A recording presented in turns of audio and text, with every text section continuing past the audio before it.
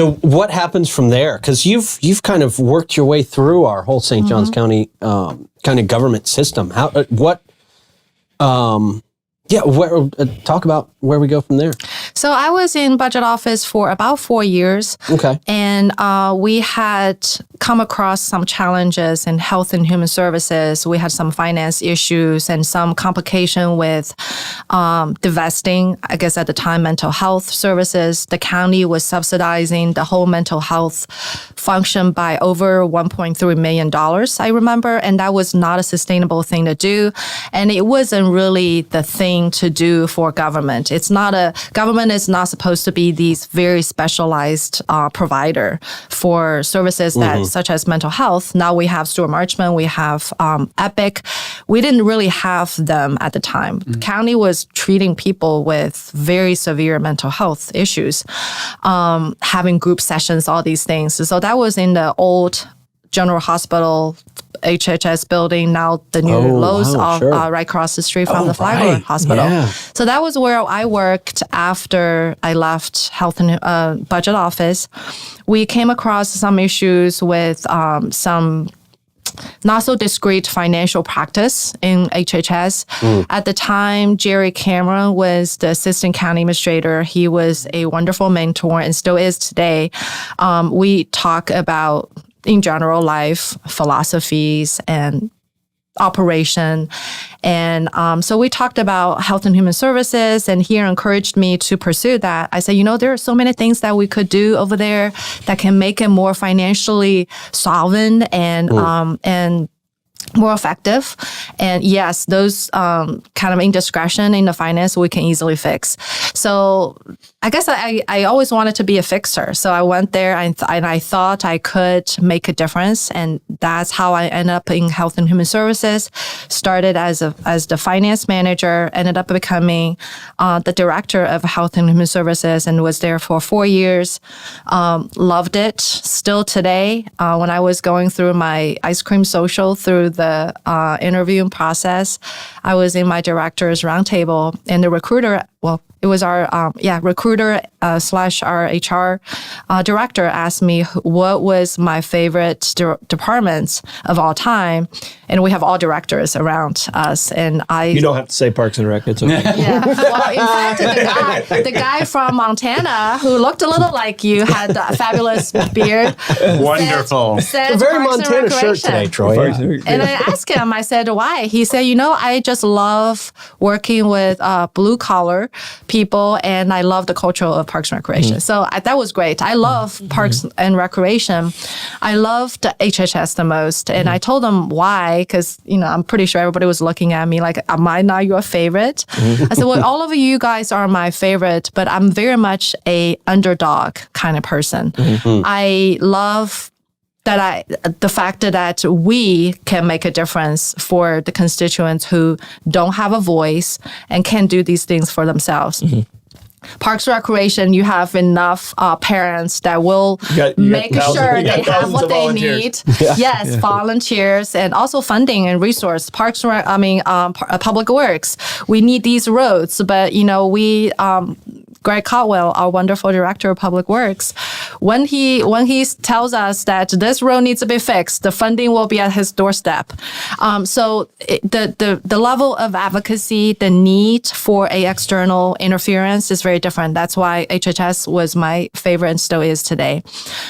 They need the most help. And that was when I think I made the most of my friends in St. Johns County, including Troy with Home Again and Davey. Yeah. The less edgy version of Davey. Now I know where we met was HHS meetings. Yes. I would have to take notes for hours for Dr. Lake. And I was just like, I had no idea who any of you guys were. I was just writing notes constantly. Right. Yes. Yeah, you worked for Dr. Lake. Yeah. So that was my 4 years in HHS. And then Jerry announced a retirement, and Mike Wanchek at the time was the county administrator, called me in, asked if I would be interested in applying would be interested to be the assistant county administrator to take over what Jerry is going to leave. And so I said I needed to think about it. I had one young child. Jerry was a workforce. He was everywhere, works day and night. I said, I don't know with my family commitment that I'm able to do what he is doing now. And Mike said, to me, the most valuable thing from your background experiences is with the health and human services. At the time, we were trying to navigate the state's Medicaid expansion, all these issues that are unfunded mandate on the county level. So my experience was important to him at the time. So I said, well, if I do come in, I'd love to work and I love to learn new things. I just have to let you know that I have to have a good family and work balance. The little kid is relying on me. He said, I want you to do you. And I'm so grateful today that he was a good guy. That's awesome. Yeah. It's huge. So, and then obviously the most recent kind of promotion, I guess, county administrator. You got to be excited about this. You said you love being a fixer. What are some of the most important things you're looking forward to fixing, to really diving into in this new position? So I think the things I want, I don't want to say I wanted to fix them because they are not necessarily problems. I think we organically grow to different dynamics. I guess those are dynamics. Yeah, true. Modernizations, absolutely. Yeah, and I think, you guys have a really important job. And I don't know if you realize how important that is. Because to me, as I learned through my journey working for the residents, so for one, in fact, we just had a ribbon cutting yesterday at our new utility lab, and I spoke with Baba, who was one of the first utility leadership guy. He's now retired, but we were talking about when he was here. But his son works for the county. That's right, for the fire rescue. And so he said when he started, of course, was less than 50,000 people. Now we have over, I think easily to say 350. Yeah. Now it's not on the census yet, but I would not be surprised that that's the number today. Yep. When we have more people, we have more perspectives. And it's not just the 350,000 of the same 50,000 people we had. Right. They are very different demographics. They are from everywhere, all over the country, and sometimes the world. Yeah. Yes, like me. Exactly. So they bring different perspectives. They bring different value systems. They bring different needs, I guess, with them that, they either have young kids or they are elder, or, they just have different needs and they have different standards for what quality of life looks like. So that brings a different dynamic that we have to navigate together in terms of how do we communicate with each other. Communication is everything. That's why I say you have a critical job where that you are that important threat that we're threading through the 350,000 people. I don't know what's your viewership or your audience. Hopefully one day it'll be 350,000. We're close. We do about 200,000 a month. Yeah. Wow, in that's this local amazing. area. Yeah. So everything you say, everything you express on air is critical. It's critical because people are listening. That becomes a fabric of the whole context of their communication landscape. And there are different dimensions of these communications. And I love this dimension, particularly looking at you guys laughing about just fun things. And that's not necessarily a dimension that we get to live in elsewhere in other parts, in different communities. It's a fancy fish tank. Yeah. Yeah. So, just get to laugh as friends about silly things. It's important. But that only happens when your basic needs are met, when you know that you are in a safe place. So that's quality of life. That is quality of life. And that's our job as county to make sure that is going to be ensured, that you will have that safety net and you will have that quality of life where that you're not worried about the basic needs, but worry about what can be an enhancement of your happiness for yourself, for your kids, for your elderly. So go back to the challenge. I think what the fixing, I guess, is what you asked, is I like to grow the county with this growing dynamic of communication, how we can be effective in communicating with all of our residents. And not only communicating what we have to say, we're not announcing public information is one thing, but the most important thing is to get information from them and translate that, analyzing that, translate that into how we can adjust and evolve how we operate as a county, and how we offer services. So that is the thing. I think it on a very conceptual level, I know I'm not doing a great job explaining, but I just want to find a way where I can speak without obstacles with people who that we are serving, and for them to hear us, what we have to offer, what we have to say, and having these dialogues. Yeah. So You have to meet people where they are too. I mean, they have all different forms of communication. Like we talked about newspapers earlier in the show. Yeah. So, I mean, I think it's all different kinds of different facets of That's communication and capitalizing on that and making it the best that you can make it. Yeah. And translating that. I mean, you've been through Health and Human Services. It's a wonderful communication, obviously, because I took the notes.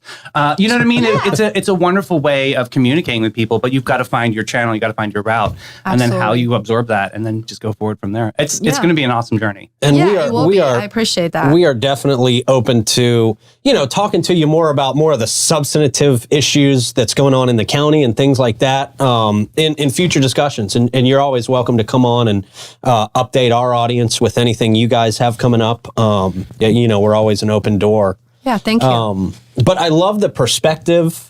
I love the willingness to hear people, meet people where they are, learn from people. I think that's so important in your position and what you're doing right now.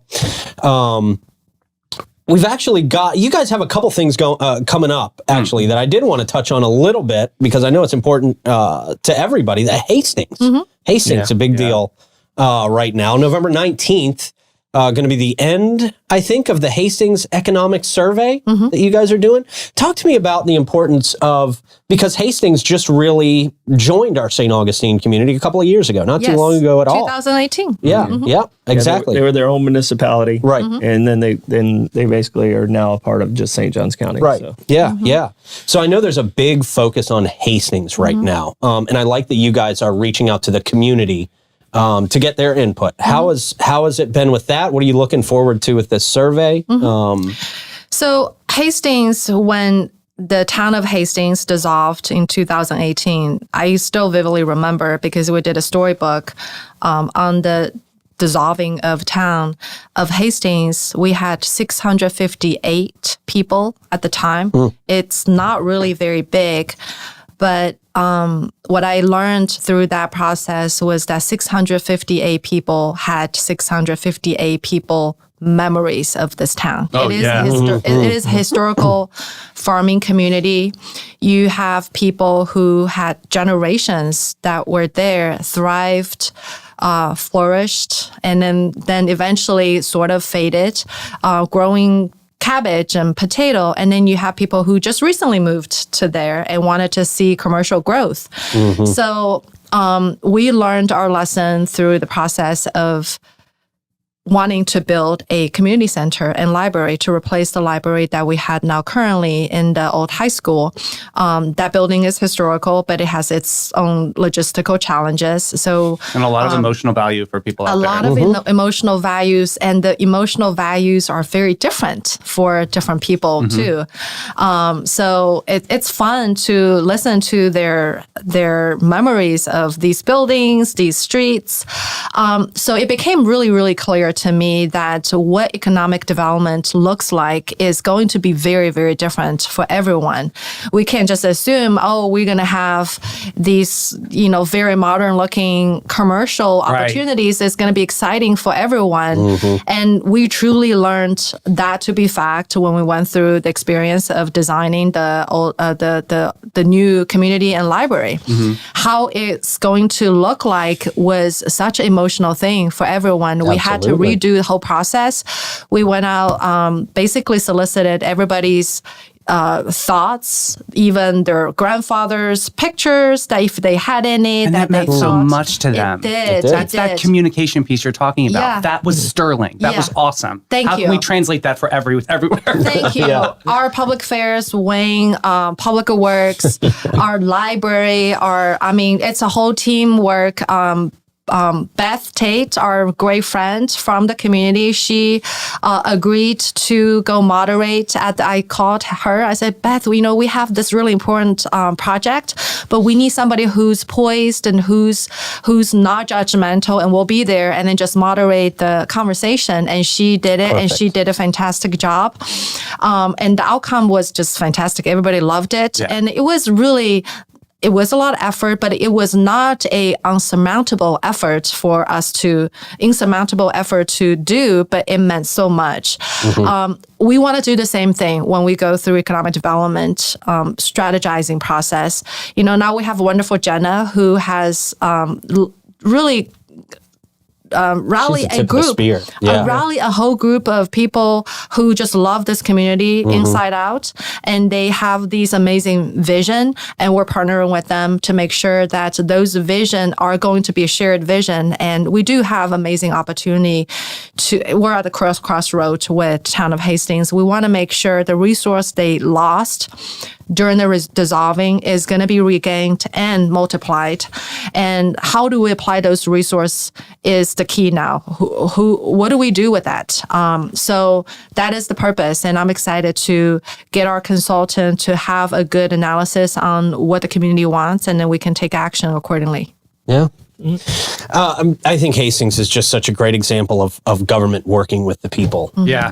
Thank you. It's just, we've seen a lot of great successes so far, and really looking forward to seeing how it develops. We're just about out of time here this morning. But Ms. could Joy talk to you. Andrews, I appreciate you so much for coming in, letting us kind of dive into who you are a little bit, letting us introduce our crowd to you. Thank you so much. We're looking forward to your time as our county administrator. And again, whenever you guys have something important that you want to make sure and get out to our community, we're an open door for you guys, and we'd always appreciate it. Thank you. Thank you for the opportunity. Appreciate Absolutely. it. By the way, you and I are going to play some Mario sometime soon. Oh, I like This it. is I can't one of wait. both of our favorite games growing up, I can't found wait. out. So Yes. we're going to have a Mario We're Kart going to challenge bump or some something. mushrooms. There you That's go. awesome. Let's do it. Yes. Thank you so much. We appreciate you. your time. All right. And congratulations. And Absolutely. Congratulations. You worked hard to get there. I think the day you were announced, I said, you earned it. Don't let anybody else tell you you didn't. You earned exactly where you're at. Thank you So- for the support. I so- appreciate that. That means a lot. So